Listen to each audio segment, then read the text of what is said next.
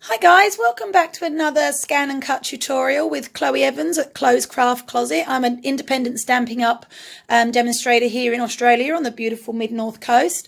Today I wanted to show you how to cut around a stamp that one, you do not have a die for, and two, would usually cause your scan and cut a little bit of a problem to cut around. So what I want to do, we have this beautiful Bloom and Grow stamp set, and I absolutely love this sentiment here. Now, if I was to stamp this sentiment and run it through my Big Shot, it would want to cut out each individual letter because they are not joined together. That is not running writing, as my daughter would say. So it would break all this word up and you'd have all these individual letters here. So I'm going to show you a little trick on how you can trick your scan and cut into cutting that out as one beautiful long word.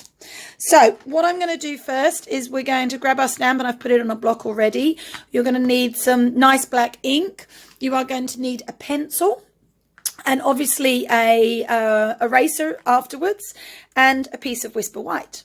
So all I'm going to do is just very quickly stamp my image onto my piece of paper here. Make sure I give it a really good stamp. There we go. Beautiful. Okay, and then what you're going to want to do is use your pencil and you are going to run an outline around this whole word, leaving a little bit of a border. Now, I'll try and do this without getting my head in it. So you're just going to go over. You want to be fairly light because you've got to be able to rub this out later. But you're going to run around. Almost like making bubble writing, guys. All the way up, all the way around. Now, I'm not being as neat as I probably should be. One, because I'm trying to stay out of the camera. And two, I don't have my glasses on, so I can't really see. But this will just give you a rough idea of how to do it when you come to do it. Okay.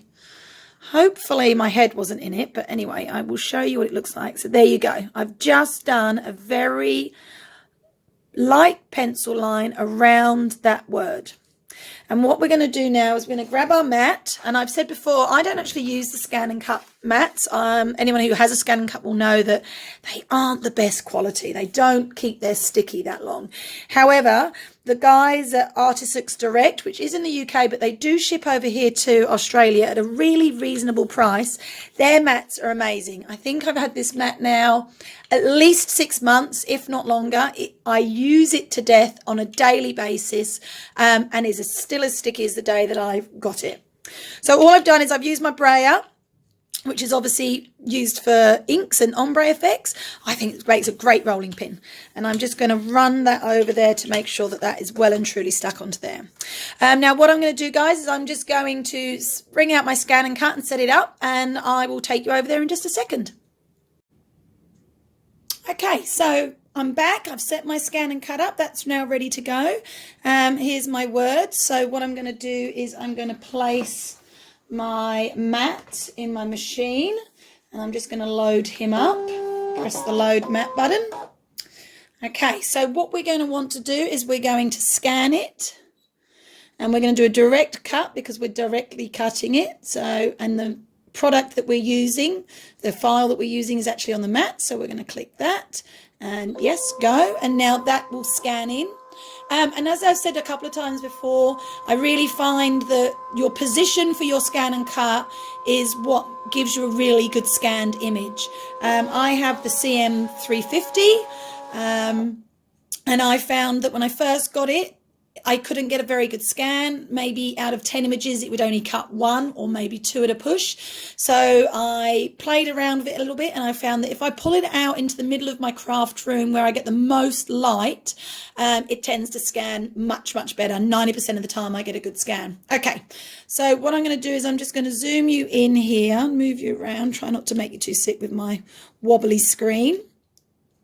Okay, and as you can see, there's our image. It's picked it up. We're going to say, yep, okay. And it's already got it as a cut image, which is fantastic. Now I have all these other little bits which I really don't want to cut. So I'm just going to move my little arrows to make my cutting area smaller. And I'm going to leave it at that. Now, I usually, when I have an image, I usually cut round it and give a border, which is what this 2 circles and the arrow button means. But because I've already drawn around the image, I've already given it a border, so I don't want to give it another one. I want it to cut on the black line, or in this case, the pencil line. So I'm not going to add a border. I'm just going to go straight to preview, and that's where it's going to show me what it's actually going to cut. There we go. And we say, yes, that's what we want. So, okay. So now I can see it hasn't picked up any other little bits. If it had, I would go to this square and I would be able to click on the bit that needed to be deleted and press delete, but there isn't anything. It's just the image. So we are okay. So I'm going to cut it and it's going to get it ready to cut, and I'm going to press go. And in less than a minute, I'll zoom you back out again. In less than a minute, we are going to hopefully, fingers crossed, tricked our scan and cut into cutting around that sentiment and not cutting the individual letters. There you go. Not even a minute, was it, guys? Okay, yes, we're finished cutting. We want to remove our mat. Press OK. Mat is removed. And here is, oh, it's an upside down one because I've stuck it on upside down. Here is our sentiment. So I can peel this outer layer off. And then I will just peel this word off.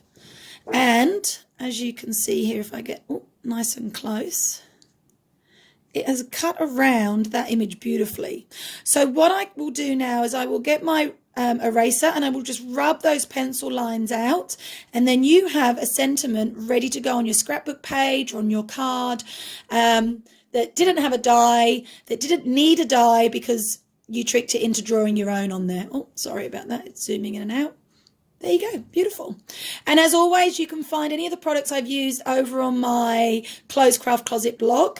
If you would like to buy any of the products, or you're looking for a Stampin' Up demo, whether to purchase from, or maybe you'd like to join Stampin' Up and get yourself a permanent discount, then head on over to my blog. All the questions are there. I'd love to be your demo or your teammate. Just check in, give me a shout, and hopefully I will see you again next week for another scan and cut top tip. Thanks, guys. Bye-bye.